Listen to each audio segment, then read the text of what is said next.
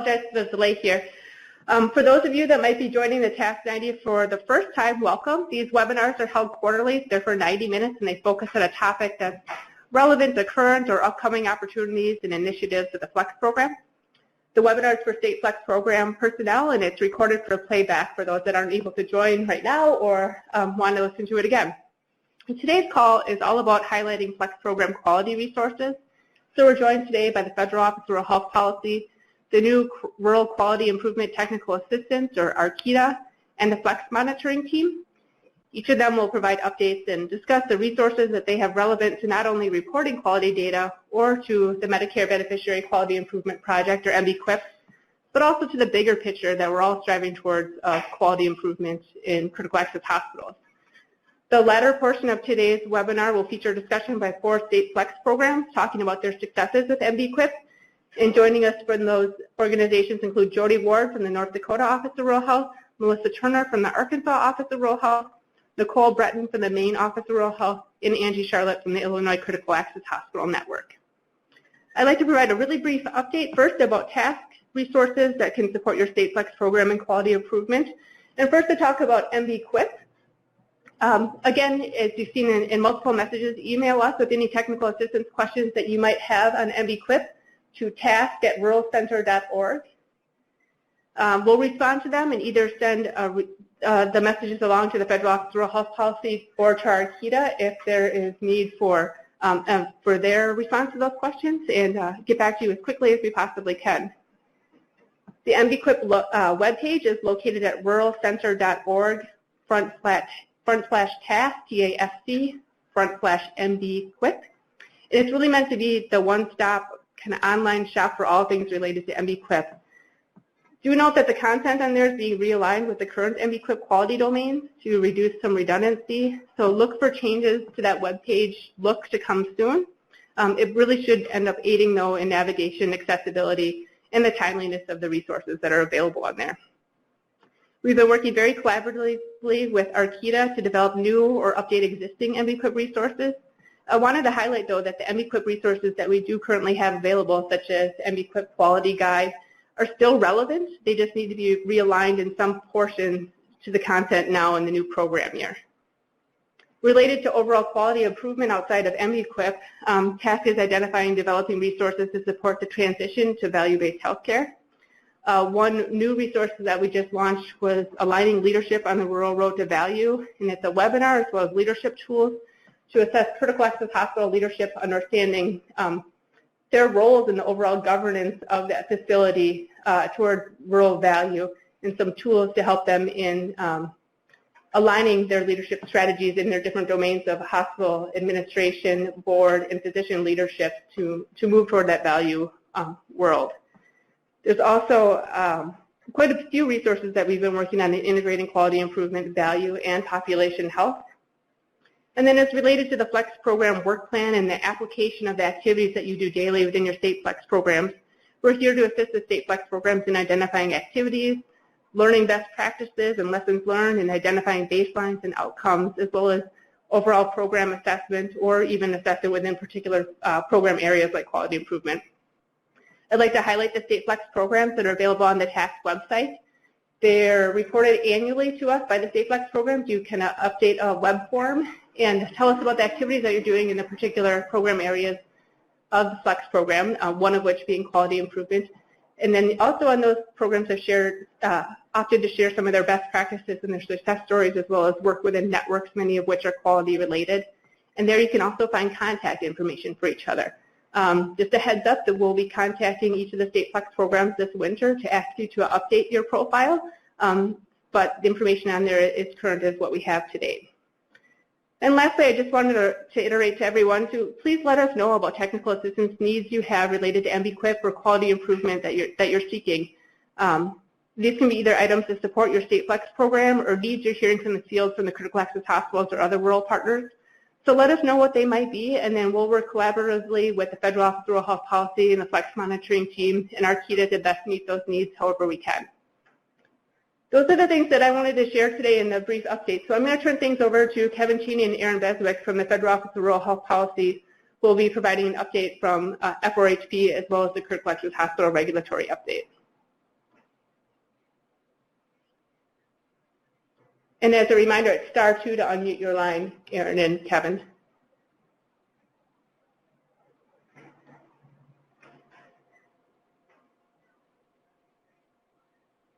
There we go. Can you hear us? Yes, thank you. All right, cool. Thanks, Tracy. So I'm going to do my best to keep this fairly quick and straightforward on my end before I turn it over to our policy guru, Aaron. So first of all, thanks everyone for joining us. I hope that you find today's TASC 90 call to be very timely and helpful, especially given the strong push that we have on MBQIP quality reporting and improvement. I'd also like to thank our speakers for joining us and sharing their knowledge and wisdom on this topic. And I also want to acknowledge, I think since over the past few months and as we've started this kind of new period of Flex, is the really powerful and strong collaboration that we've had between our office, Arkita, the folks at Stratus Health, who is Arkita, Carla, Robin, Jennifer, TASC, Nicole, Tracy. Special kudos to Sarah Brinkman for all of her help that she's been providing as it relates to TA around MBQIP, and as well as the folks over at FMT for also helping us kind of identify and look at potential areas of need and where we can focus our resources on. That being said, over the next coming months, Flex, as you heard from Tracy, via whether it be TASC, Arkita, FMT, we're going to have a series of resources and tools that are really going to start coming out. And these range anywhere from manuals, guides, webinars, portals, knowledge groups.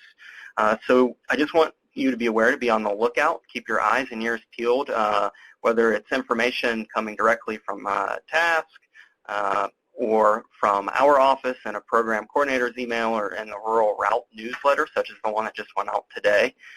So I would just keep in mind, hopefully none of those emails go to your spam folder, and you're well aware of those types of activities that are going to be happening as we move forward, because we want you to be aware of the great things that we're working on, and as we get them ready for you to utilize. So now for a couple of quick reminders and updates. Beginning December 1st, Flex is going to transition to 4 project officers. Yvonne Chow, who is our MBQIP coordinator, Christy Edwards will serve as our EMS liaison, Sarah Young, our policy liaison, as well as myself as the program coordinator. We will also be serving as project officers for the Flex programs. Hopefully most of you received this information ahead of time from Christy Martinson, our director here at the Hospital State Division. If not, don't worry, you'll be receiving more information as we get ready to roll this out come December 1st, and I'll be sending more information in my coordinator's email. Going along with that, you can be expected to be contacted by your new PO sometime in the near future as we look to schedule times to chat about your particular Flex program in the coming months, December time frame, maybe even into January given the holiday schedule. But it's an opportunity for us to touch base. We'll be reviewing your work plans, but also get an idea, where are you guys at? We're a couple months now into the Flex first year cycle, and we're looking forward to getting an idea if we've gotten closer on maybe establishing some baselines, if things have changed, et cetera. Number 2, let's see what else is on the list here. Hopefully you'll see in today's roll route, as well as information I'll be sending out again with about, we're going to have a webinar in coordination with CMS that's going to be able to provide some additional TA focus around registering for the NHSN portal and reporting the workforce personnel influenza immunization measure, which is a part of MBQIP under patient safety.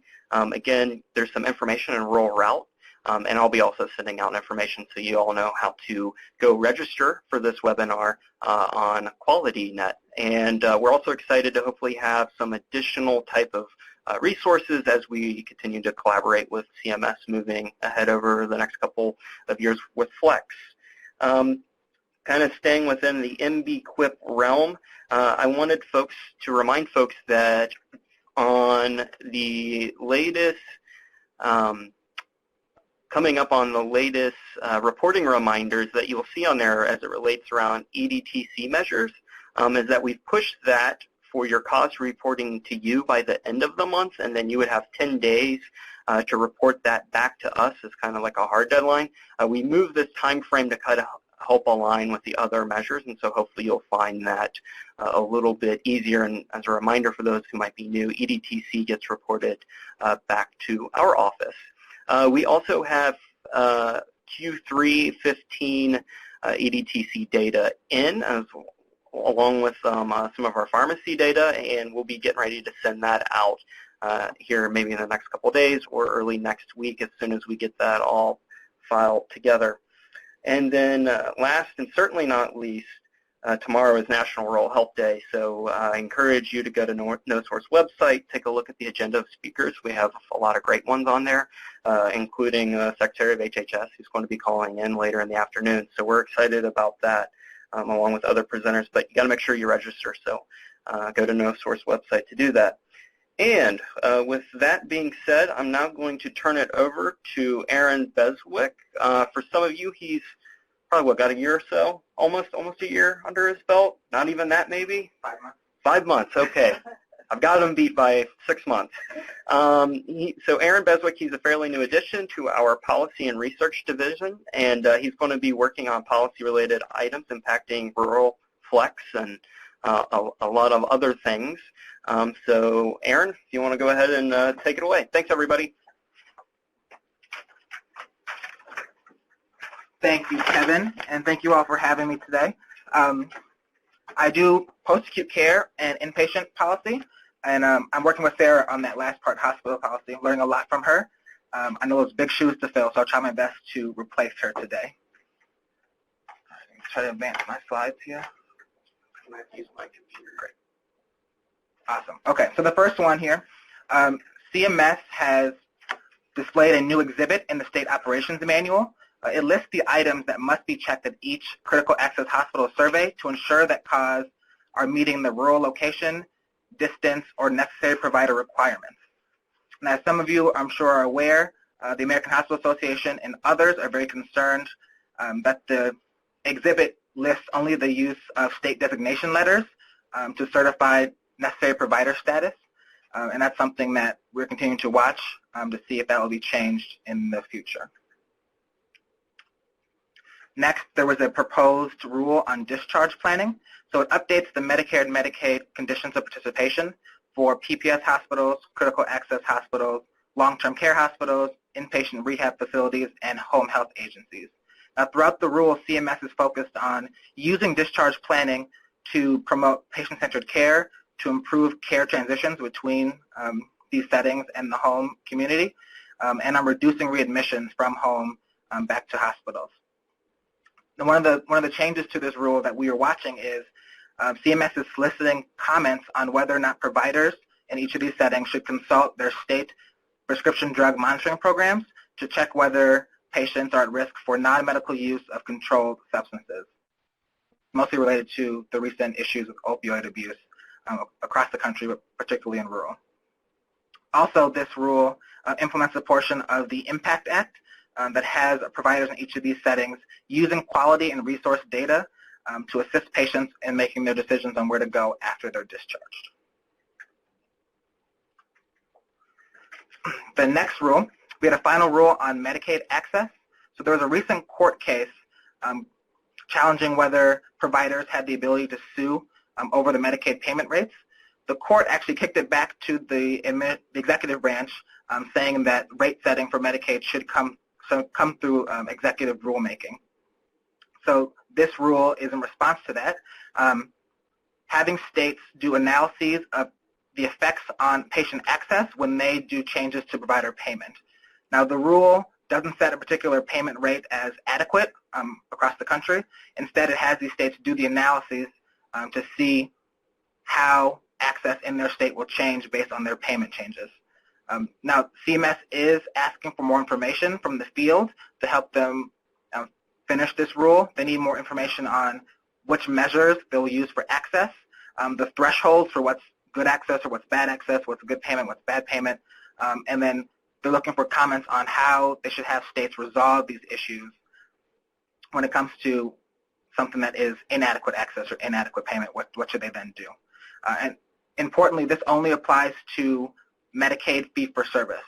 The CMS is thinking about and soliciting comments on how this should apply to Medicaid managed care, but right now the rule applies only to Medicaid fee-for-service. Next, we had a final rule, the outpatient prospective payment system. A couple important things from this rule. Hospitals that lost their Medicare-dependent hospital status due to the new geographic classifications, they will have a transition period off of the designation. So they'll lose that payment, but they'll lose it slowly over time. In addition, there was a big change to the 2 midnights rule. So CMS is now allowing inpatient stays that are less than 2 days to count as inpatient admissions if it's medically necessary. And they'll be checking medical necessity in a review of the charts, but going forward, quality improvement organizations will be doing that checking rather than the recovery audit contractors. That's a big change. In addition, there's 9 new comprehensive ambulatory procedure codes, including one for comprehensive observation services. And there's also an important change related to the EDTC measure. I think Carla wanted to mention something about that. Carla, are you there? Yep, I'm here. Can you hear me? Yes, I hear you. Okay. Yeah, I did want to share, I know several of you were tracking on the fact that in the proposed OPPS rule, the Emergency Department Transfer Communication Measure was proposed for inclusion in the CMS Outpatient Quality Reporting Program. That was not included in the final rule. So the implication for NBQIP and the Emergency Department Transfer Communication at this point is really that things will just stay the same that they are. So it's not going to become a formal CMS measure, at least at this point. In the proposed rule, it would have happened starting in 2017. So essentially, it's status quo for the Emergency Department Transfer Communication Measure. At this point, it doesn't look like it's going to become a formal CMS measure. So thanks for letting me chime in on that. No problem. Thank you so much for that. All right, moving on to the next rule, we have a final rule on this physician fee schedule. The important changes here, we have chronic care management services for rural health clinics and federally qualified health centers. That's now authorized. In addition, we have RHCs now required to use HCPCS codes. That's an important change which might allow RHCs to begin reporting data with some of the more mainstream quality improvement programs in CMS. In addition, this year we didn't have any of the fanfare around death panels, but we did get the advanced care planning codes and services that are now included, so doctors can continue to work with their patients on some of those issues, including at RHCs. The next rule is the final rule on meaningful use and the EHR incentive programs. Now this rule was very long, had a lot involved, but some of the important things we want to highlight for you, they are focusing on aligning quality and reporting periods and also simplifying some of the provisions. So some of those alignments include the reporting periods for all the providers based on calendar year. They also want to align quality data across programs into one single submission method for all the providers. So it would make it much easier rather than doing multiple submissions over time, just do it all at once, all the data going to CMS in that one fell swoop. As for the simplifications, they want to focus on just 8 objectives based on EHR technology and quality improvement rather than having, again, all these different requirements. They also are allowing providers to start stage 3 either this coming year, in 2 years, 2017, or the year after that, 2018, as a way to make this as simple as possible for some of our providers. Okay, so we also had a few other items. We had a final rule updating the end-stage renal disease prospective payment system for all those facilities that are treating patients with kidney failure. We had a final rule for home health agencies. A couple important things there.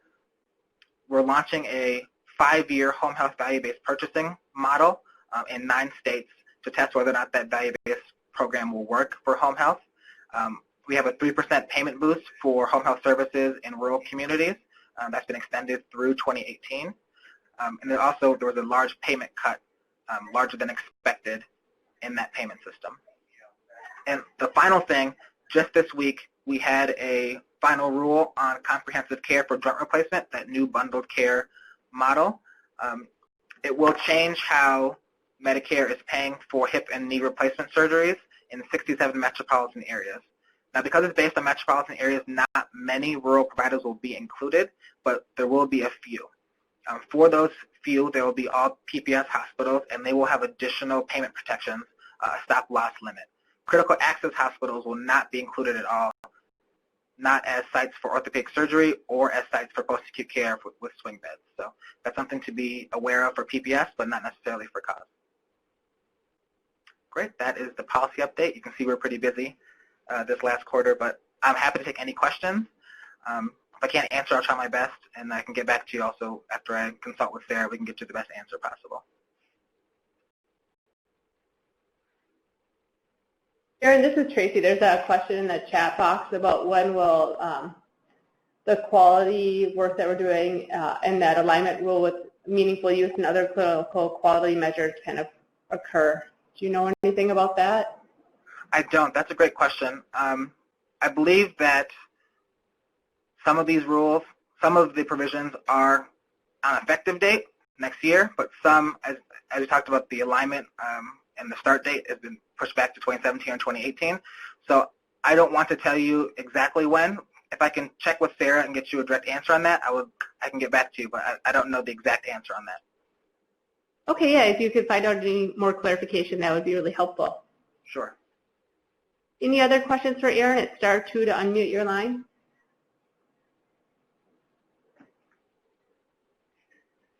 Okay, thanks. Well, thank you, Erin and Kevin, for your updates. We appreciate it. No problem. Thank you. At this time, I'd like to introduce Carla Wang, who is a Senior Program Manager in the Rural Lead with Stratus Health, who was awarded the Rural Quality Improvement Technical Assistance Cooperative Agreement from the Federal Office of Rural Health Policy, and she's here to tell you more about ARKITA today as an introduction. Carla, welcome. Thanks, Tracy. So I'm very pleased to be with you here to talk about the Rural Quality Improvement and Technical Assistance efforts. As you've already been hearing, we've been calling it ARKITA, kind of joking that some people think it sounds like a banana and some people think it sounds like a drink, but we are in the world of acronyms, so we do call it ARKITA. So it's a 3-year cooperative agreement that from HRSA, from the Federal Health Office of Rural Health Policy. And I don't know if you can move, do I have the ability to move the slides here? I do. Sorry, I didn't realize I had that. Okay, so it's a 3-year cooperative agreement with the Federal Office of Rural Health Policy. As it's been mentioned, we were awarded that effort starting in September 2015. So the time has been going quickly here as we've been digging in the last couple of months, trying to get a work plan together and processes and partnerships lined up and in place. So we're excited to be really digging into the work. For those of you that may not be familiar with Stratus Health, we are an independent nonprofit organization that leads collaboration and innovation in healthcare quality and patient safety. We have a long history of working with rural providers, critical access hospitals, and the FLEX program. We are based in Minnesota, so we've both been doing that work in Minnesota and at a national level, both with Federal Office of Rural Health Policy, with the QIO program, and have been in and around rural hospitals and quality reporting for quite some time. We have a couple other federal roles, if that helps give you some context for our organization. We are the part of the Quality Improvement Network, Quality Improvement Organizations. We've been the Quality Improvement Organization in Minnesota since the inception of that program. We're currently part of the Lake Superior Quality Improvement Network with our counterparts in Wisconsin and Michigan, so we do serve in that role. And with the National Rural Health Resource Center and other partners, we have served as the Health Information Technology Regional Extension Center for both Minnesota and North Dakota, so have that kind of background and expertise as an organization as well. The purpose of this effort is really to improve quality and health outcomes in rural communities through technical assistance to beneficiaries of FORHP quality initiatives. So certainly, obviously, as I'm here, a big focus of our work will be working with the FLEX programs and MBQIP, but we're also working with other FORHP programs, including the Small Healthcare Provider Quality Improvement Grantees.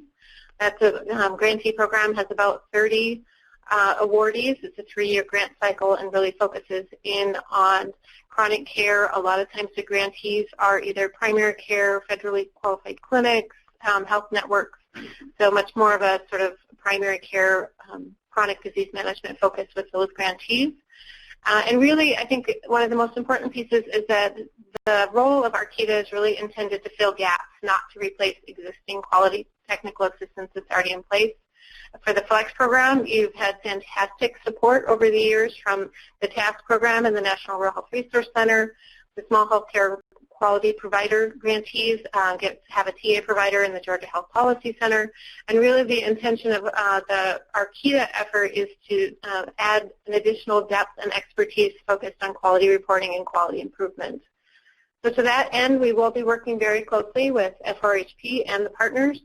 As I think both Tracy and Kevin have mentioned, we talk at least once a day, I think, to Sarah and Tracy up at the National Rural Health Resource Center. We've been talking quite a bit with FLEX monitoring team. We're actually meeting with them again next week, talking with state offices of rural health, and then for the other program, the Georgia Health Policy Center. So really our intent is to be kind of an extra layer of support around quality reporting and quality improvement, working through current partners that are already providing technical assistance to those grantees. To that end, you'll see the list of the areas of focus that we will be bringing expertise to the program in. One big piece is around data collection and analysis, understanding measure specifications, benchmarking and target setting, looking at developing and implementing efficient and effective improvement strategies, as well as tracking some of the outcomes of those quality improvement efforts. So really focused in on that quality improvement, quality reporting, data specifications type work. I just want to take a brief opportunity to introduce you to our team. Not everybody was able to be on the call today. I am the project lead for the effort, and I'm the voice that you've been hearing most recently, and we'll probably continue to hear from me, but I'm hoping that you'll start to hear from more of my colleagues more frequently. Robin Carlson is our quality reporting specialist. She has spent the last several years working with critical access hospitals and other hospitals, helping them report data. So she has really deep expertise. I can usually figure out some of the questions if you ask them to me, but I usually give them to Robin, and she knows things off the top of her head. So she's our CART expert, our quality expert, and she's the one that really understands those data specifications, I think, better than just about anyone. Marilyn Grafstrom is new to Stratus Health, but not new to rural health quality. We're thrilled to have her join our team.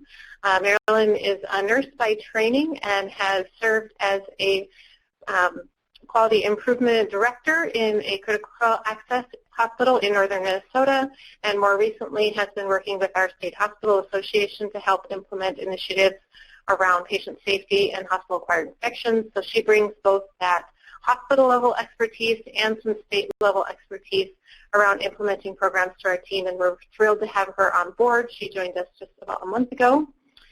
We also have Laura Grangart-Johnson. She's our data analyst and has worked over the last couple of years on a variety of rural projects at Stratus Health, including the pilot that we did for CMS with the Emergency Department Transfer Communication Measures. So she's got a good background and helped support the Excel tool that was developed as part of that pilot. So she's going to be crunching our data and doing some of the other efforts there.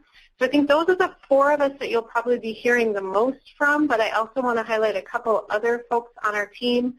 Deb McKinley is our communications manager, so we do have some support to try to help us make things look good and sound good and that our communications are making sense. Jody Winters is our administrative support, and she's the one that keeps us all on track and keeps all our meetings scheduled and keeps everything straight for us. So you may be hearing from Jody as well if we're trying to schedule things.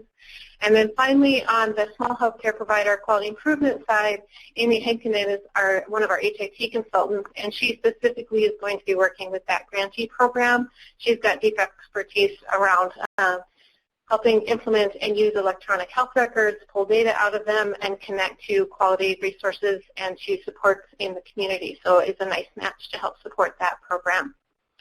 A couple leaders that we have on board as well. Some of you may be familiar with Jennifer Lundblad.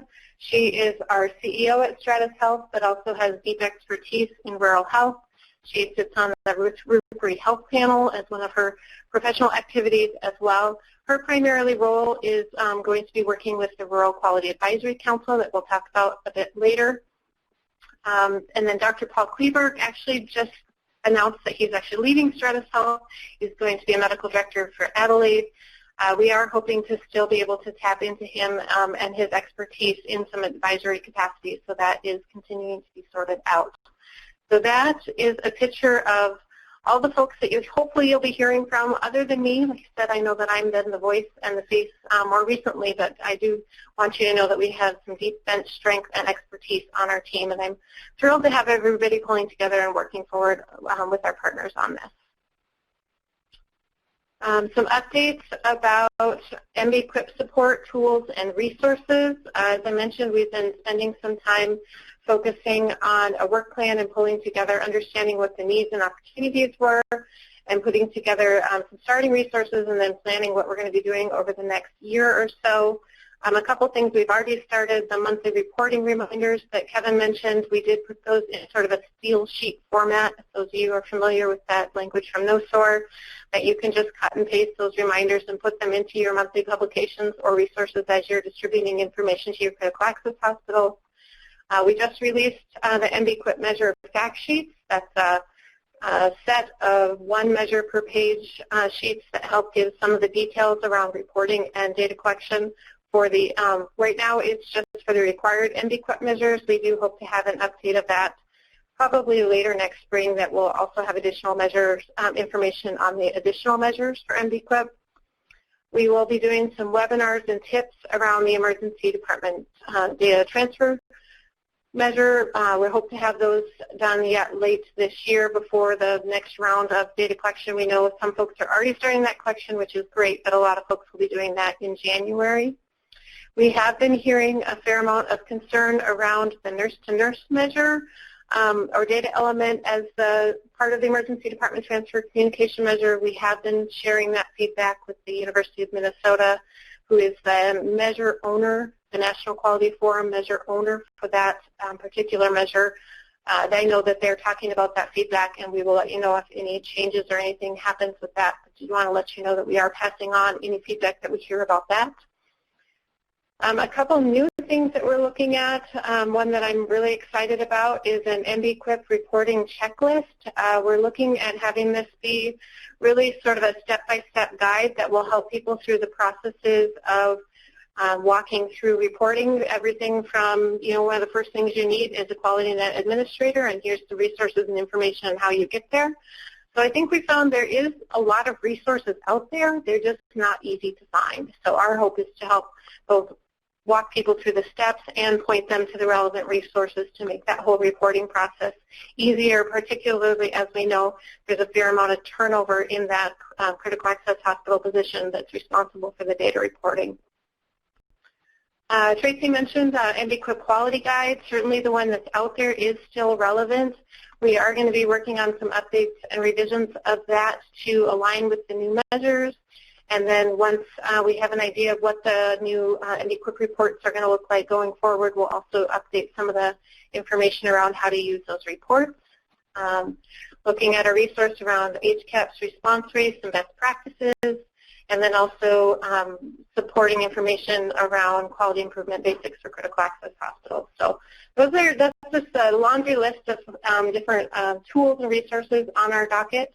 Again, initial focus is going to be on those required measures because we know that's where most folks are focusing some of their efforts, at least this initial year of the FLEX program or round.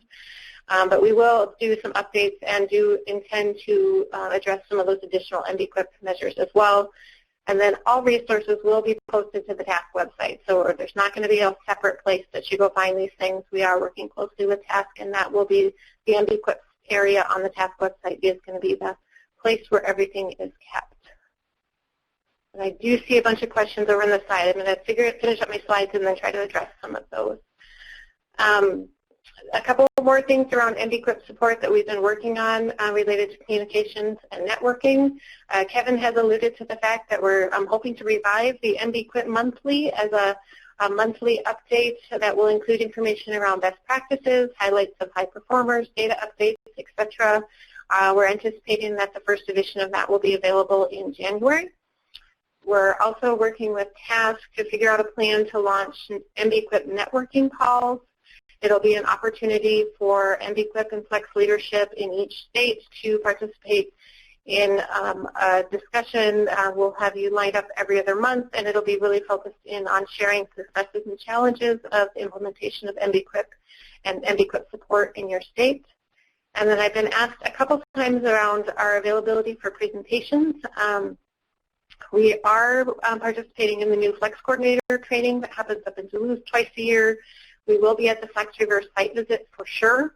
After that, it's sort of an ad hoc. I think we're still sorting through what we can do with the resources we have for ARKITA, so it's really going to be on an on-request basis as resources allow. Just a reminder that we do work very closely with TASC, and that the process for TA requests and questions really is that they should go to the task@ruralcenter.org. TASC is in that triage role. Either they respond to it, they resolve it, or they forward it to either our team or FRHP as appropriate. And we do have, similar to TASC, we do have a process in place to connect with the State Flex program when we are contacted directly by a critical access hospital, which certainly does happen on occasion. Folks have seen our name out there somewhere, and they just give us a call. So we will help answer their questions and then make sure that we get you in the Flex program LinkedIn when that happens. I do just want to spend a moment to talk about the Rural Advisory Council, the Rural Quality Advisory Council. I know Kevin sent out the information last week that we were looking for some critical access hospital representatives. For this council, we will be convening it on behalf of FRHP. It's not just around MBQuip and Flex. It's really going to be much broader than that. So we're looking for representation across FRHP programs and different types of rural providers. So we had 2 to 3 critical access hospital spots on that advisory committee. I think you guys have given us maybe 25 to 30 suggestions, which is fantastic. If you have any more, I'd love to hear them by tomorrow or Friday, I think is the deadline.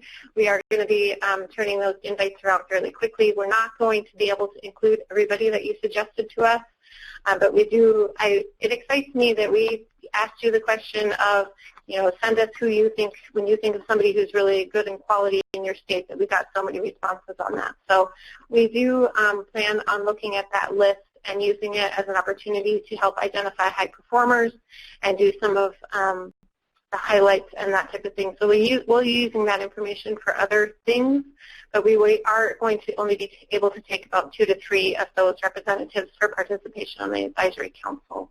The Advisory Council will start in 2016. It will convene by phone quarterly, and its purpose is really to provide feedback, guidance, and insight both on the implementation of the rural QI efforts, but actually more broadly offer advice and counsel for FRHP related to quality improvement, rural relevant goals and metrics, and that type of thing. So that is the basics of that. Oh, I missed my contact information slide, but I can let you know how to get a hold of me. I think that's in some of the other information. I'm going to skim through. I see that there's several questions in the chat, so let me just skim through those here for a moment. Greg, will ARKITA be a resource for quality reporting issues such as using CART? Yes, we can help with that. Some of the tools that we're going to be putting together, I certainly hope is going to help walk your folks through that step by step, but we know that can continue to be a challenge. So certainly send those questions and issues through the TASC email address, and those will get routed to us as appropriate from TASC, so we can be a resource around some of those issues. Jill, yes, I agree. Robin Carlson is also awesome. Jill, thanks for that comment.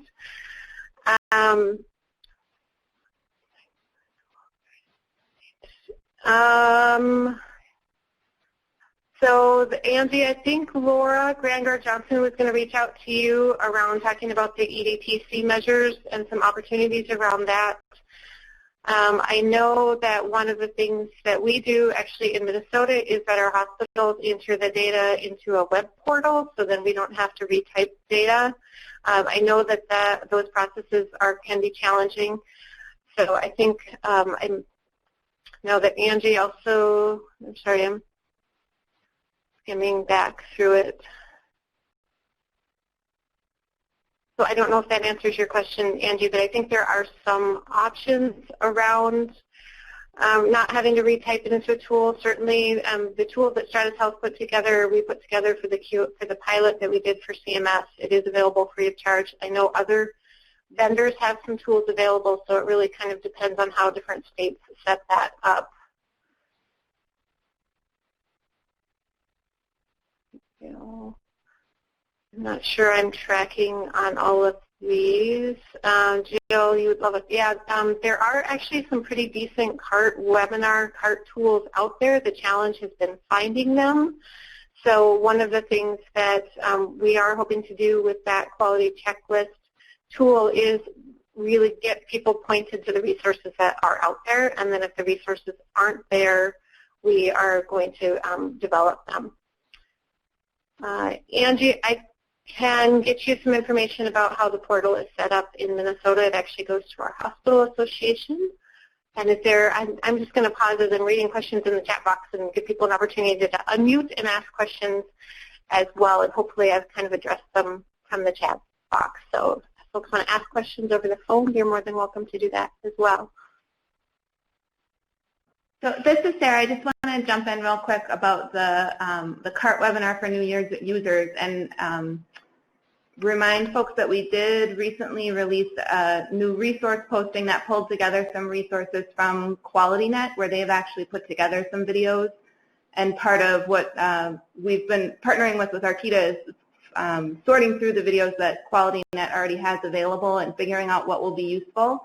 So I would encourage folks, if they haven't checked that out, it's called CART Basics if you do a search in the resource box on the center website, and try there first, because it really is meant to be a 101 for new CART users. Yeah, thanks, Sarah. Other questions, or is there anything in the chat box that I didn't address as I was skimming those questions? Oh, Jenny. Star 2 to unmute your line. Yeah, it's Joyce here in Arizona. Hi, Carla. I had asked the question of why, when we send the data to the Federal Office of Rural Health Policy, we're not putting in the specifics and we get back the roll-up. And I think that the detail would be of real value, and I really couldn't understand why we don't get the detail back. So you mean the data element level? Yeah, because we just provide the roll-up, but for me, you have to enter into an Excel sheet to track our hospitals and what they're not doing well on each data element. Just seems that would be of interest to everybody if you really want to focus in on a certain measure. So yeah, so I can tell you why I think it's that way, and then I think it can be, we can have a discussion with FRHP about whether or not it needs to be different. So right now, the way that it's sent to the FLEX program is the numerator and denominator for each of the sub-elements, and then also for the all. And certainly, to get to quality improvement, it's really important to have it at the data element level, which your hospital should be able to see as they're collecting their data. But instead of having to do, because the process is not as smooth as, it's not a process like going through QualityNet, and there's issues with confidentiality of sending individual data and those types of things. It's really, that's kind of a step back of simplicity of just having the numerator and denominators at that sub-measure level versus the level of detail at the individual data element level. So I think it's a toss-up between having that level of detail available, aggregated, and the simplicity of what you need to submit. Does that make sense? That does, and I see Kenny, and Kenny, I'll follow up to you to see what you've done with SurveyMonkey. Yeah, and I think that's similar to what we've done in Minnesota as well, as folks, the hospitals just enter their numerator and denominators into that. All right, well, I'll follow up to a few people, so thank you. Yeah, it's a good question, but I do think it's the balance between the level of data that we can turn back around in reports and the level of data, because it's a bit of a clunky process to get the data in, the simplicity of that process. Okay, well, I appreciate that. Yeah. And the EDPC portal, again, and perhaps we can actually pull a couple examples. I know Kenny uses SurveyMonkey. Minnesota, we use a portal. If others have ways that they're having folks do that, Kansas uses QHI. So I think there's a couple of different ways, and we can try to pull some of those examples for folks of how people are using that during the data submission process for the emergency department transfer communication measures. Yeah, I think that, like what's rolling in here, these are all great ideas, and if there was some, consistency that would just help, I think that would be great. Because, when I get the data, I mean, I see the data element, and that's really important. But yet, it's, anyway, so thank you very much. Yeah, it's a good question. Yeah, thanks. Well, thank you all for the great questions and the good suggestions, too. I think in the interest of time, I'm going to keep the agenda moving on, but if you have either questions for Carla, questions about ARKITA and their scope of work, questions about NBQIP measures or suggestions, please, email the task@ruralcenter.org email address, and then we can get it off to the right places via TASC or for HP or ARKITA or our Flex monitoring team, too. So thank you. And thanks, Carla, so much for being here to introduce ARKITA and the team that you have. Yeah, thank you. So now I'd like to introduce Alex Evenson, who is the communications coordinator. Alex works at the University of Minnesota at the Rural Health Research Center there, which is a part of the Flex monitoring team. Flex monitoring team always provides an update on the call here today, so they're going to be doing that, and then Alex will be helping out in the next portion of the call too, talking about NBQIP successes. So I'd like to turn things over to Alex now. Thanks so much. Hi, everybody. This is Alex. I want to thank you all for joining on the call here. I'm not going to give a background on the Flex monitoring team only because I recognize so many of the names on the participant list here. If you are unfamiliar with the Flex monitoring team, henceforth referred to as FMT, the work we do or our role within all of the Flex program and beyond, you can either go to our website or just send me an email. My email contact information is at the end here, and I would be more than happy to talk to you about the work that we do. But I'm going to assume moving forward that most of you are familiar with us and our work, and this is just a quick update here. So my name's Alex, and I'm the communications coordinator for the program. Those of you who haven't met me, I manage the website, I edit research documents, I do graphic design, I help out with research and that sort of thing. I can answer, I think, a lot of questions here. I work at the University of Minnesota specifically, and our core focus area is quality, whereas North Carolina's is finance and Southern Maine's is community. So I'm more familiar with quality than the others. But if there is a question that requires Michelle or Ira's expertise, I can certainly consult with them and get back to you as soon as possible. So here's what we've been working on lately. The biggest thing that we're excited about is a data query tool that's going to be available online. We've called it COMPASS, which is the Critical Access Hospital Measurement and Performance Assessment System. It's an online portal that eventually, once it's reached its full rollout, will allow authorized users to access financial quality and community data for their state, generate custom reports for different measures, compare to peer groups that are user assigned, and so forth. We're excited about it. It'll all be accessible via the Flex monitoring team's website. We are currently in a beta testing phase with a few pilot states to work out bugs and to add more features and get some initial feedback, and we are aiming for a January launch. I've got a few screenshots here so you can get a sense of what I'm talking about.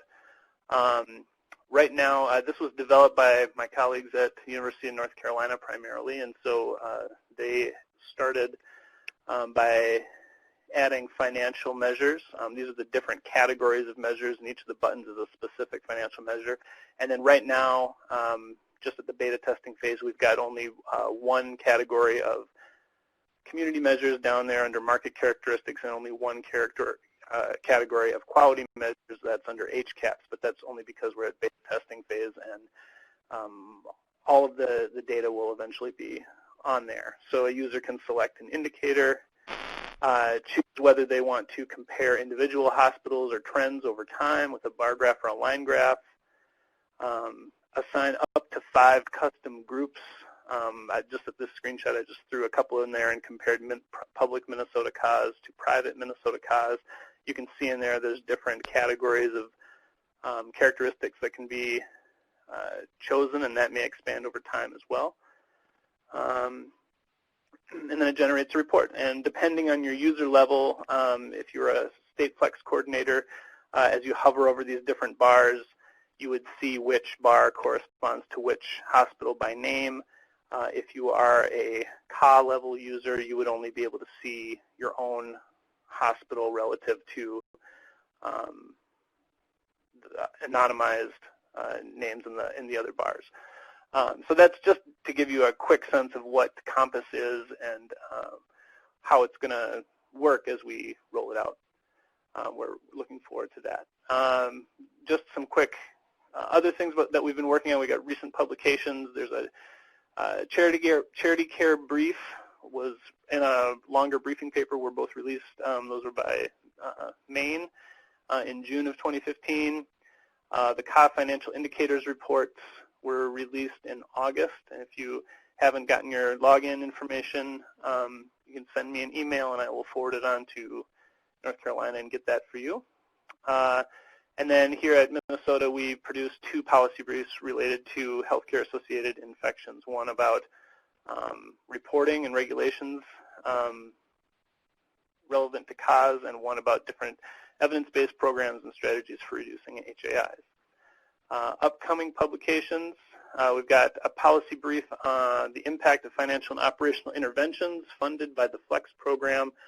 That is going to be coming out in the next couple of days, probably Friday, maybe next week, depending on just the work queue here, but it's already been approved and laid out. We've got one using community measures to monitor performance. That's the main brief that is just about ready to come out, and one on readmission programs applicable to CAS, one on comparing community benefit spending activities of CAS versus other hospitals. That is the FMT update. Again, you can go to our website at flexmonitoring.org to access all of our products, to sign up for our email list, or you can email me if you have any questions at my address up there. Great, thanks, Alex. Are there any questions for Alex regarding the FMT update? It's *2 to unmute your line. This is Kenny in South Dakota. Kenny? I think it was just last week I was trying to get the state summary for the financial indicators for our state, and it wasn't there. And I shot an email just through the website and haven't got a response yet. Oh, do you know? That should go right to me. And I didn't see anything from you. I've got a note for you here. I will follow up and get that to you right away, right after the webinar. I'm sorry about that. Maybe it got sorted to spam or something like that. Yeah, it could have. I don't know. Thanks for letting me know. Thanks. Sorry. Thanks. This isn't a question per se, it's a comment. This is Stephanie from Idaho. I just wanted to let other Flex coordinators know that FMT has been really great about supporting this rollout of Compass. And I don't know, well, actually, this is a question for you, Alex. Are you guys anticipating doing sort of a webinar for not only the Flex coordinators, but maybe the critical access hospitals on how to navigate that? I had Sharita Thomas and George Pink provide one for us last week, and it was great. And I had seen it, and what gave me the idea was in Kansas City for the Critical Access Hospital Conference. Are you guys anticipating doing something like that sort of on a larger Yes. The answer is yes. In January, when we roll it out, we're going to have a webinar walking people through it. I'm also working on some resources that would be on our website to walk through different parts and point out some issues with data or information about working with data and that sort of thing. But yeah, yes to all. Great. Thank you very much. Yeah. I really think that's Thanks for your support. Great. All right. Well, we're going to keep things rolling along time-wise. So this is Sarah Brinkman. I'm a program specialist with the TASC program at the National Rural Health Resource Center. And in continuing today's focus on quality, the content portion of our TASC 90 will focus on MBQIP successes. As you are all well aware, MBQIP is multifaceted, and stellar performance in one area doesn't always translate to excellence in the others. So while some states may have high participation in reporting, they may lack in quality performance on particular measures, and conversely, a state may have low reporting but high performance among those hospitals that are engaged. So today we'll hear about some specific successes among states in various facets of MBQIP. So Alex is going to jump back on here in just a moment by highlighting some state-level MBQIP successes based on FMT data. And then we'll hear from representatives from 4 state flex programs on the specific successes within their programs, including lessons learned and suggested best practices. We'll have time for questions at the end, but of course, if you have questions throughout the presentation, please feel free to put them in the chat box. So Alex, I'll hand things back over to you. Thanks so much, Sarah. So I am going to talk, those of you who may have been at the presentation that Michelle Casey and Ira Moscovici gave at the reverse site visit. This is sort of an abbreviated version of their presentation. I'm just going to present the different core areas of MBQIP's required activities for the new fiscal year, present some of the data here for each of the things, and then kind of hand it off to the representatives from each of the states that are doing particularly well within those areas. So this should be a pretty short talk focused on data. So the required MBQIP activities, as most of you are probably well aware at this point, fall into 4 categories, those being outpatient measures, patient safety, care transitions, and patient engagement. And after the colon here on this slide for each category, I just listed the measures that I'm going to focus on in terms of data, those being for outpatient emergency department measures, for patient safety, the flu vaccination measures, for care transitions, EDTC, and for patient engagement, HCAPS. This is an overall look at the data just for reporting. This is the percentage of critical access hospitals reporting on at least one inpatient measure. 2010 through 2014, there was the sequestration that gave us a gap in the data, and so starting in 2012, that's why it says Q2 of 2012 to Q1 of 20. We wanted to have 4 quarters of data, so we were comparing apples to apples, but it resulted in that. That's why it goes 2010, 2011, and then the odd year pairings. But you can see that it was a steady increase through 2013, slight decrease in 2014, almost negligible. But when you look at the outpatient version of this, you can see that it's way down. We anticipate this to increase dramatically now that MBQIP is a required program, but you can see that while there was some remarkable improvement from 2011 to 2012, there's still a long ways to go, and there's a lot of variability from state to state. You know, in both inpatient and outpatient sides, you have a fair number of states with a high percentage of cause reporting data, and then a fair number with a very low percentage of cause reporting data. This is focusing specifically on the outpatient ED measures, reporting similar for most measures with the exception of median minutes to ECG, which is about double the rest. And then if you look at performance for these measures, the yellow bar is cause, the green bar is all hospitals. Note that for these median time measures, lower is better. You want a quicker turnaround for these things. And so cause are even with all hospitals nationally or doing better than them for all of these with the exception of fibrinolytic within 30 minutes, where all hospitals nationally that are reporting are at 60 compared to 50%. Patient left without being seen, that's another one that you want to be lower. So takeaways being only about a quarter or fewer cause reported data on most of these ED measures, 2013 to 14. Again, we're anticipating that jumping quite a bit. Among reporting cause, performance is comparable or better except for that one measure. Moving to the next category. Oh, sorry. in terms of what state flex programs can do. Encouraging cause to report is an obvious way to increase reporting, seeking technical assistance for performance, and then the thing that we're going to focus on mostly in this section of the TASC 90 webinar here is learning from states that are doing well. Focus on that in just a bit. For the flu vaccination measures, we've got two of them, the vaccinations for patients and the vaccination for healthcare personnel.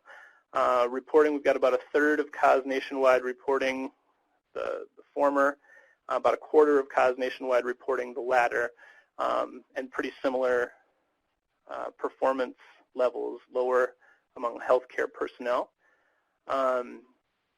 Improving those, these are taken from the CDC's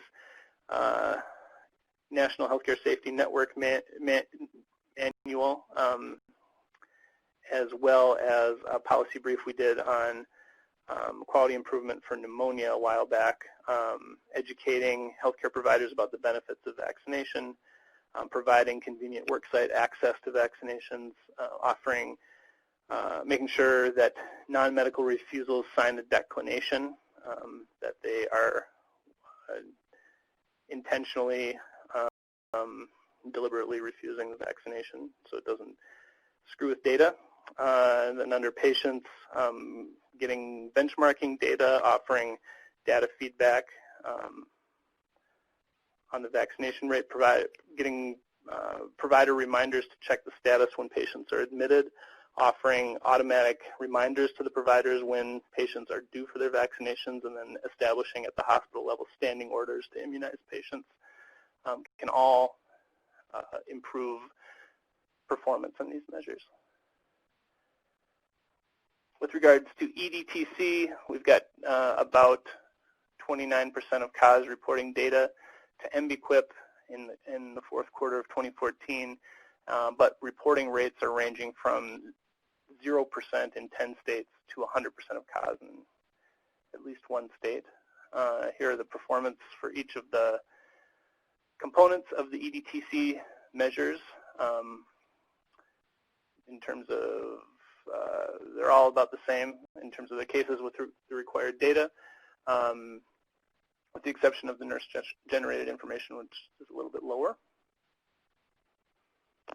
Improving these sorts of things, Stratus has great resources on EDTC. The MBQIP quality guide on TASC's website is also excellent. We're going to hear in just a little bit here from Melissa, who's going to be talking about EDTC and what they've done in their state. HCAHPS data in 2013-2014, 65% of CAUSE were reporting data.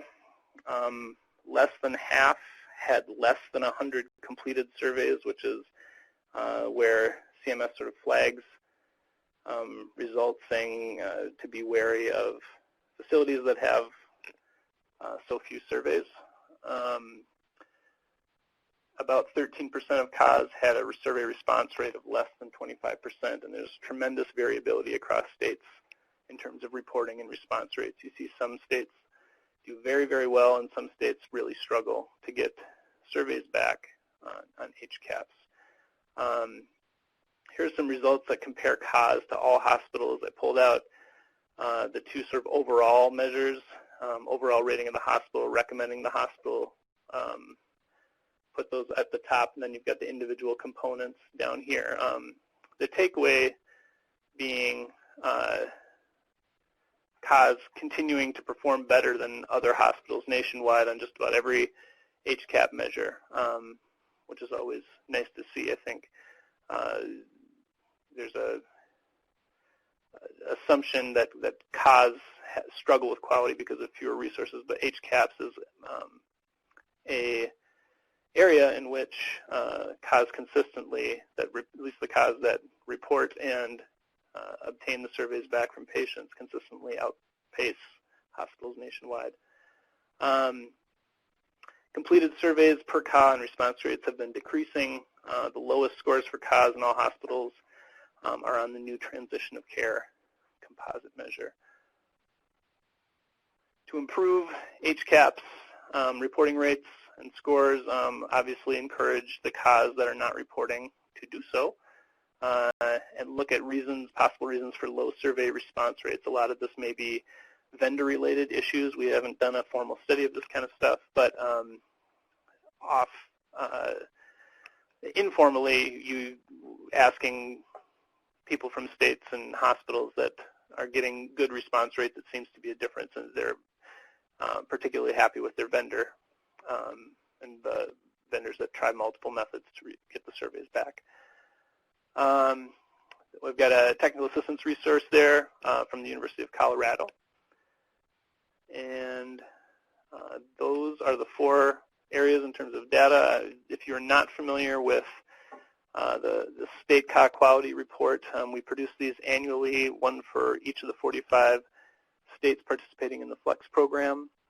And it includes all the data that I've cited here. It does use hospital compare data, but MBQIP measures are, a lot of them are in hospital compare, the vast majority of them, and you can see over time how the CAS in any of the states are performing with respect to their peers.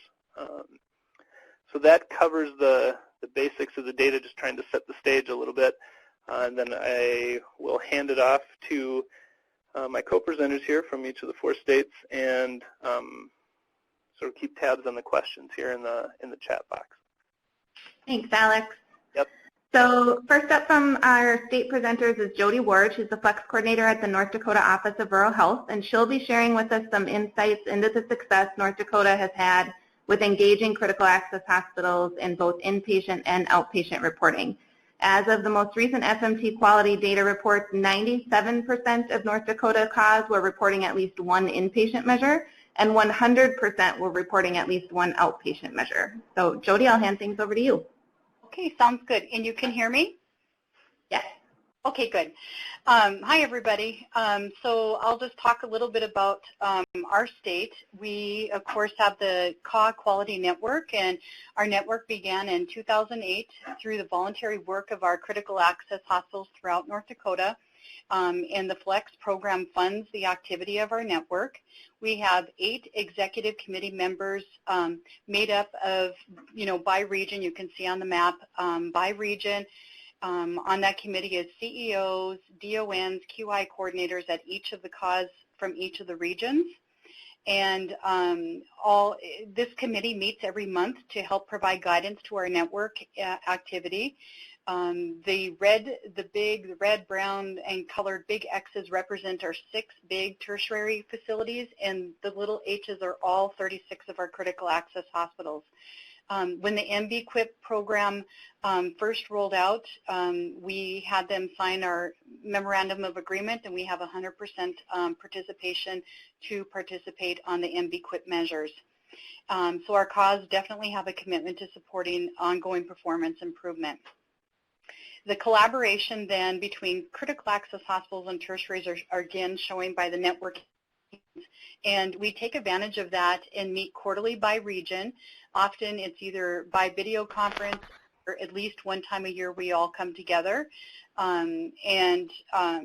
Those present at the meetings, we usually invite our CEOs, DON, QI, and others that are champions on the MBQIP measures. So there's a variety of staff. Usually the meetings, either by video or in person, are approximately 3 hours long. And so the agendas also always have, the MBQIP measures on them. We try to do cuts of data. So the FMT reports that were mentioned, we look at those and share state and national averages. We identify high performers, low performers. The high performers usually will ask to share their best practices at these region meetings, and the low performers are identified and receive individual technical assistance. I would say overall communication's been the strongest piece to our success. you know, it really, that communication, we got to keep the momentum going on it because the staff changeover is so frequent. You know, often, as you all know, the DON's changing, or QI person's changing, your whoever has been that person named as a MBQIP champion, you start to lose that momentum when you get changeover. So we try to really stay in touch with that. And what we've been doing recently, because it's snowing today, so prior to all of our snow, we've been trying to get out to those critical access hospitals that have been identified and do individual orientation to the MBQIP program. And I really try to focus on, you know, some of like the webinars that Carla had mentioned earlier.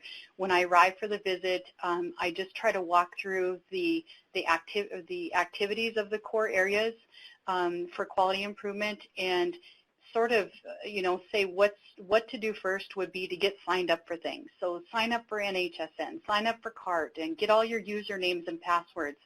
And after that first visit, then by phone, I'll connect with them again and we'll get deeper into each of the measures. Now, how are you going to report it, and give them assistance on actually how to abstract cases. But I think having communication, making sure that that first encounter with anybody new at one of your facilities is going to be the champion. If at all possible, make that a face-to-face, because relationship is everything. Once you can establish that communication, then the technical assistance by phone seems to be a bit easier. So that would be my recommendation.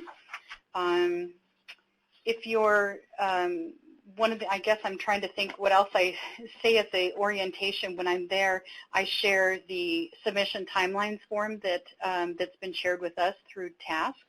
I share the web page that we have of our own web page of resources and links.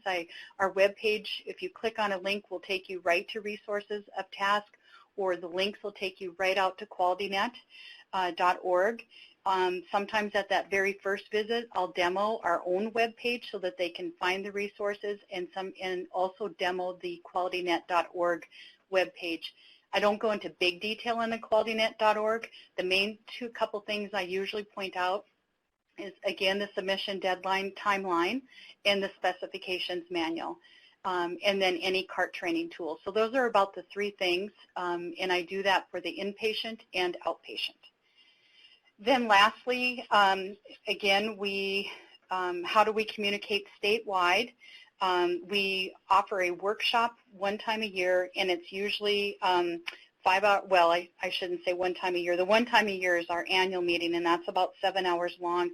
And we focus again on our data, statewide, national for MBQIP, and we highlight our other stakeholders in the state on other quality measures that are happening statewide.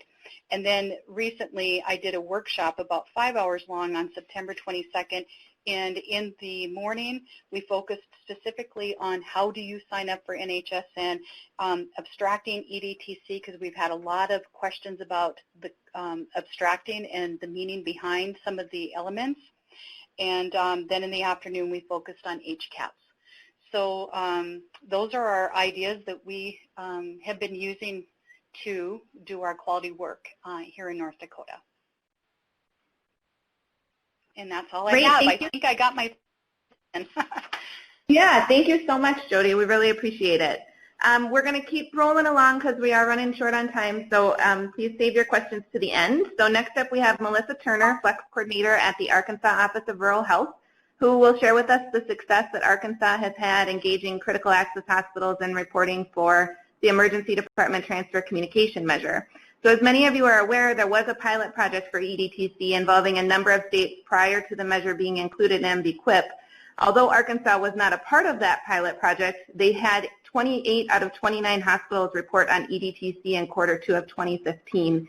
As Alice pointed out previously, there are 10 states that didn't have any cause reporting, so that's a pretty impressive feat. So Melissa, I'll turn things over to you. Hello, everyone. Can you hear me? Yes. Okay. Well, we work very closely with the Arkansas Foundation for Medical Care. In the past, they were the QIO here in Arkansas, but we contract with them through our Flex grant to provide services strictly to the critical access hospitals. And so between myself and my primary contact there, Becky, we were able to meet with the administrators, meet with the quality directors, go through it step by step, and just basically keep hounding them. You've got to do this. You've got to do this. And that's how we've kind of gotten our 28 out of the 29. Unfortunately, they tend to, when they focus so strongly on one item, they forget something else. So we're trying to get them to do everything, including outpatient measures and inpatient measures and everything. Some of the lessons that we've learned is initially, because I don't have any help, I couldn't keep up with all the little worksheets coming in and everything. So we contracted with an out-of-state vendor to help with the ED transfer stuff. The plan was that they would format a tool, send it out to the hospital's quality people would complete that and send it back. And then that vendor would the results and send me a document that I could in exchange send in for the quarterly. Unfortunately, after a year, that didn't work. We found that an out-of-state vendor was unresponsive, so we added that to our contract with the Arkansas Foundation for Medical Care because the hospitals are much more responsive when they have a name and a face, not just an email address. They know who I am. They knew who Becky was. They knew who Robin was. They knew there was someone at one of the two offices here in Little Rock that would sit down and try to solve their problem, answer their questions, and would get back with them. Oftentimes the same day, but sometimes the next day. But we emphasized we will get back to you. We will get back to them. We have administrator meetings, critical access hospital administrator meetings twice a year in March and September. We don't limit it to just the administrators. We encourage them to bring their quality people, bring their nurse managers, their ED directors. And when we rolled this out at the administrator meetings, many of them did bring their ED directors and their quality personnel, quality directors, so that everyone got to hear the same message at the same meeting. Cause need constant reminders. We all know that they need those little emails. They need those phone calls to keep them moving, to keep them encouraged. And as I said earlier, while they've gotten a handle on the ED transfer, they've kind of slipped off on other things. So beginning probably in December, I'm going to start reinforcing, okay, you can't let this slip. You've got to keep it all moving. We have to keep everything going.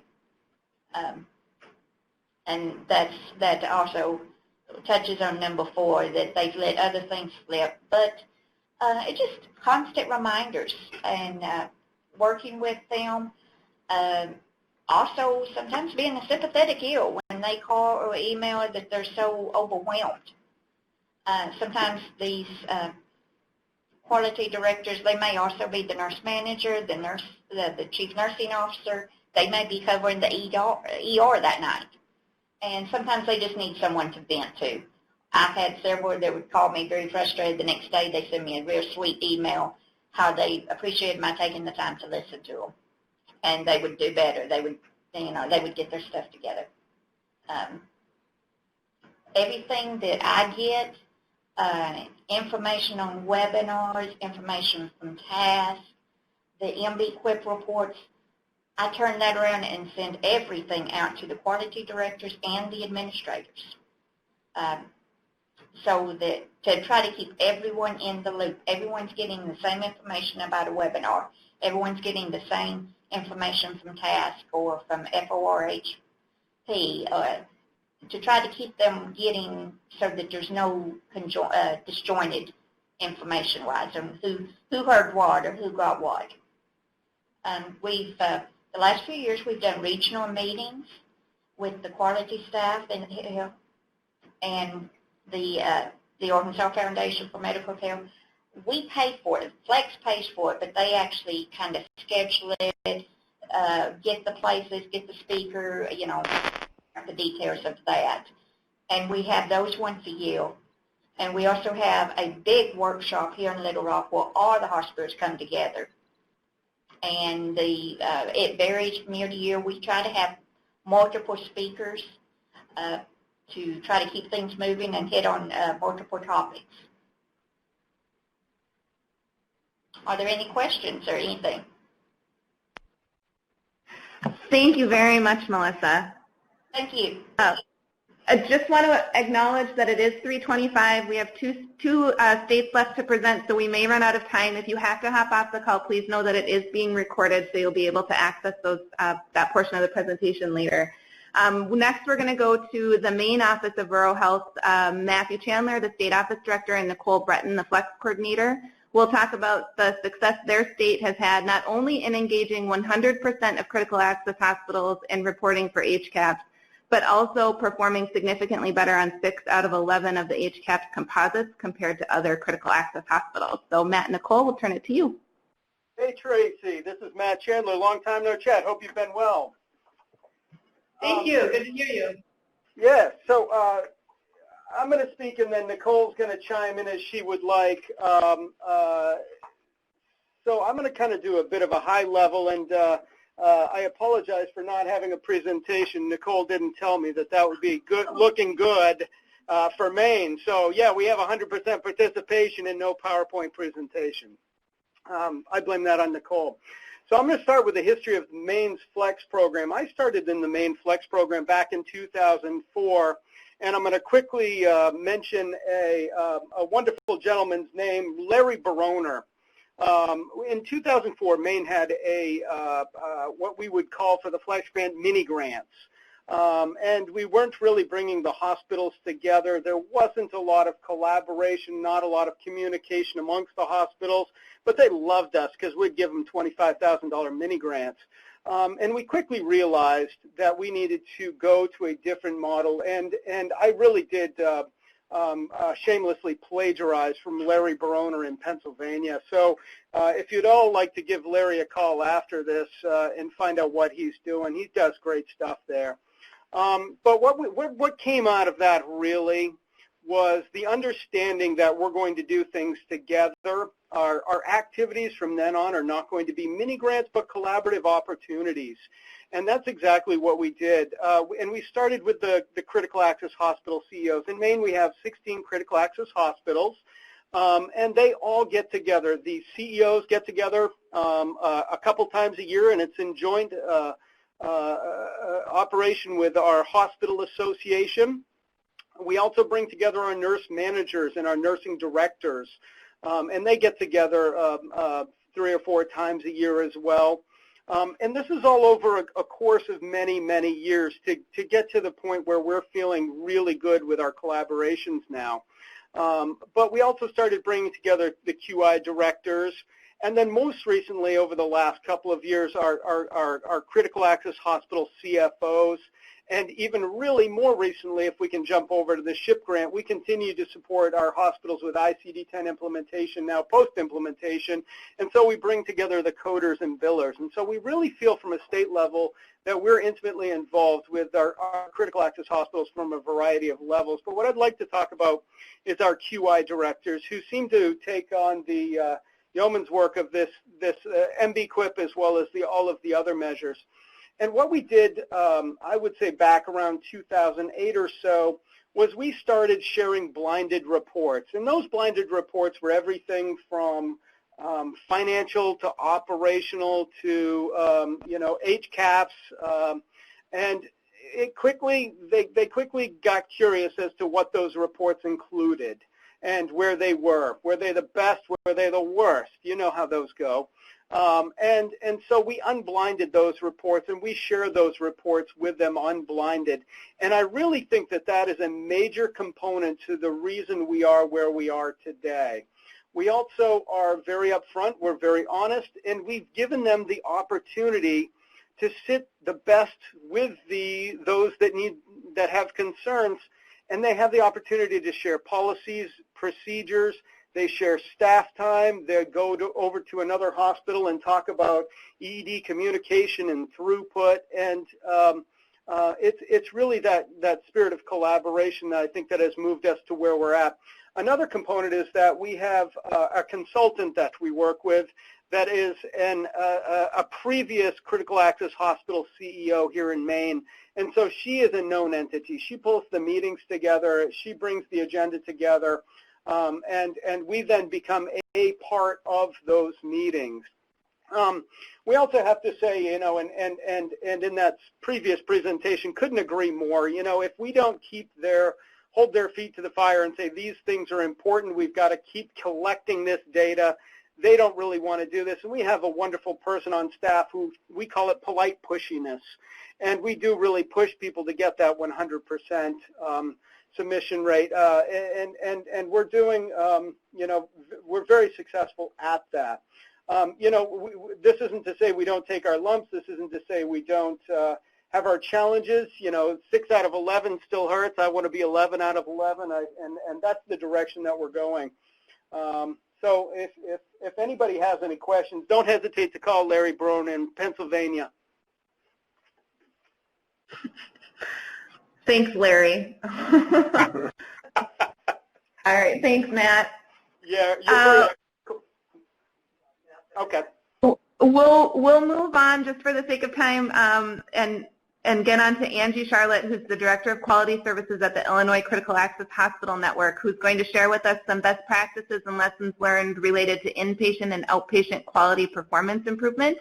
As of the most recent FMT quality data reports, Illinois was performing significantly better than other CAs on 4 of the MB-QIP measures. And although the data used to identify Illinois as a high performer in this area is based in part on their quality scores for retired MB-QIP measures, their approach to quality improvement can be replicated with the current measures as well. So Angie? Thank you. And can you guys, I'm hoping you can hear me. So yes. I will make this very quick. I do not have slides as well. So a lot of what you're going to hear from me has been already shared from our other experts in the field as well. What kind of framework is your state using in approaching MB-QIP? Ours is truly utilizing our quality listserv. That has been invaluable for us in sharing information. We hold a minimum of 2 face-to-face quality meetings throughout the state, and we hold 3 regional meetings with quality chief nurses, case managers, and med-surg managers. We also have a listserv for pharmacists, which I think has been invaluable for our pneumonia measure for the antibiotics. And they stay very much on top of that and share their best practices and what they've done.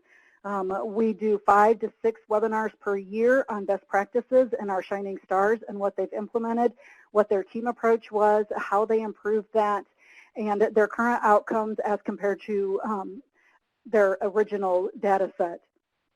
So it asked how we communicate with hospitals regarding MB-QIP. Again, it's through the listservs.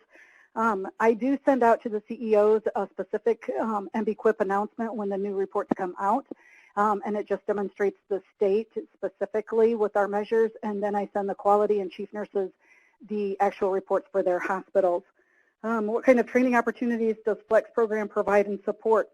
We do multiple ones. We do the mini grants as well as we do performance improvement implementation teams, practice management, project management teams, change management, and then lean. And we do yellow and green belt lean training. We have not done the full Six Sigma black belt training. We also do CPHQ, and we have a consultant that works with us with that. And she provides that training once a year for all new quality folks to participate in CPHQ as far as their certification goes. To what activities do you attribute the success of your state's performance? Honestly, with the heart failure 1, heart failure 2, and outpatient 5, I have to commend, we have a consultant that works with ICANN, and she is the American Heart Association stroke EMS coordinator for our state. And she continues to watch these scores as well and touts how we are doing compared to others and continues to push for better and further training. She hosts 3 workshops a year as well and 1 EMS consortium, and they continue to look at how they can improve the numbers as well. What are the lessons that your state has learned along the way or things that you have tried that have not worked? The lesson along the way is really, like Jody had touched on, is staying on top of who your quality folks are. Those seats seem to change frequently, and really reminding CEOs, CNOs, to give us the updated names and our contact people. I also work hand in hand with our QIO, and when we do have a seat change, we do notify them as well so that they can get their updated information into QualityNet. And then she does a webinar training as far as similar to QHI and Back to Basics. This is what you need to know. And then I do a separate one just on quality as the CA, which we have found to be very beneficial even for some of our experienced quality directors. We host those twice a year as standing webinars. We offer an annual meeting for our CAs as well, and we report all of our MBQuip measures as well as any other quality metrics in the QHI portal that we do participate in.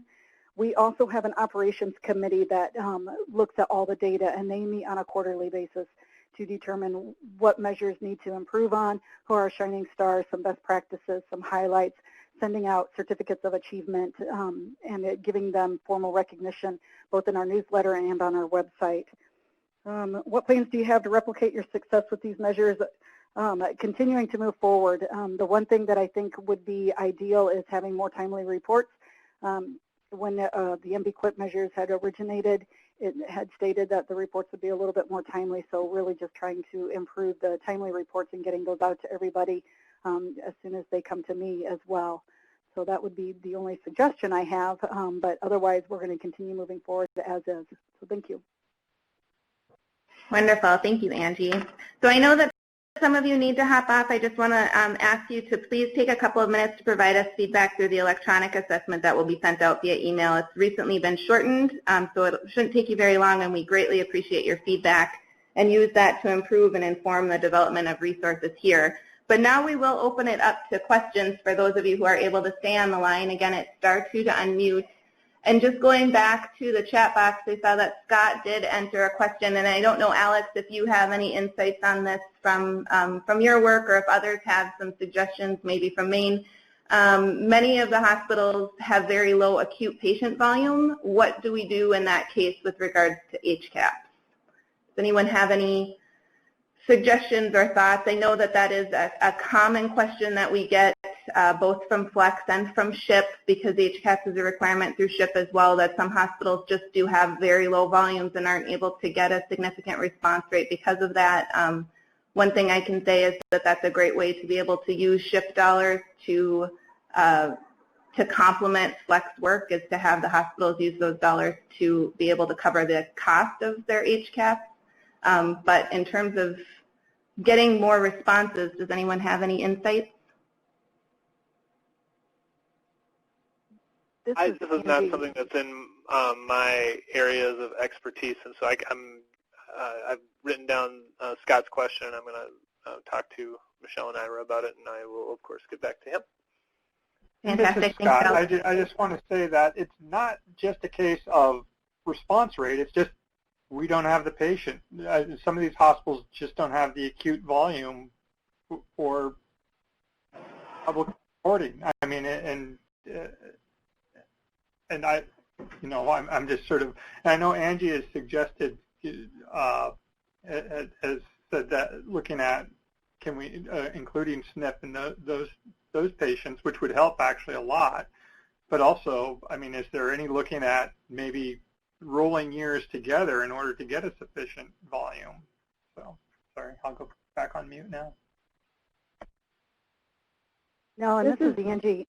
And we actually had the CMS auditors here because we are an approved HCAP vendor. They were here in September, and we have reiterated this year over year to them that we need to address the low volumes. I have one hospital that doesn't even have 10 patients in a quarter. I mean, it's ridiculously low. And if we could include the observation patients, or if we could give them the survey immediately that day on their way out the door or something, for those low volume patients, there's got to be a way to capture that information.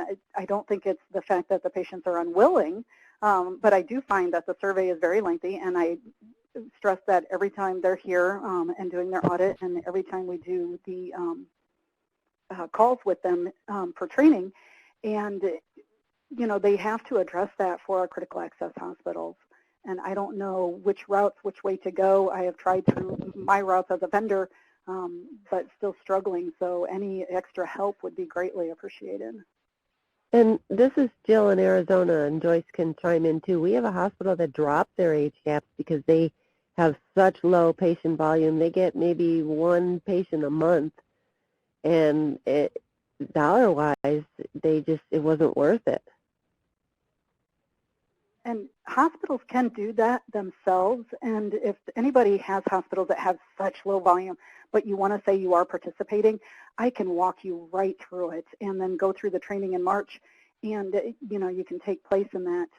We have provided that webinar in the past as well for some other groups. So again, don't feel like you can't participate in HCAHPS, but there are some avenues that we can help with without having to go through a vendor. Okay.